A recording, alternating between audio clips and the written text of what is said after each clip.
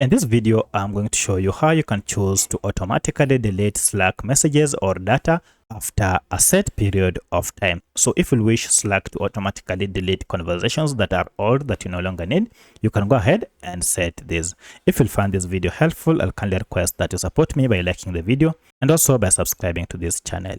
Now to do this, go ahead and log into your Slack account and then head over to your Workspace name here. Now if you click on it, go down until you see tools and settings, and then under it go to settings and choose workspace settings.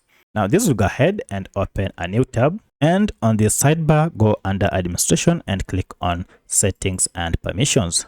Now under settings and permissions, scroll down until you get to data retentions. Here you are told choose to automatically delete data from your workspace after a set amount of time.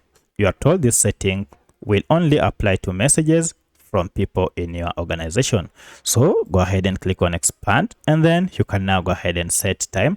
Currently you can see public channels, private channels, and direct messages. Deletion time is set to never delete. So if you want to set your time now, you can go ahead and set the time or the number of days you want this to be deleted. You can maybe say I want this to be deleted after 90 days, and this will go ahead and save the changes. And you have to confirm that you understand that the messages will be deleted if you choose this. So go ahead and save the changes. And here data all public channel messages will be deleted after 90 days. You can also do the same for private channels as well as direct messages.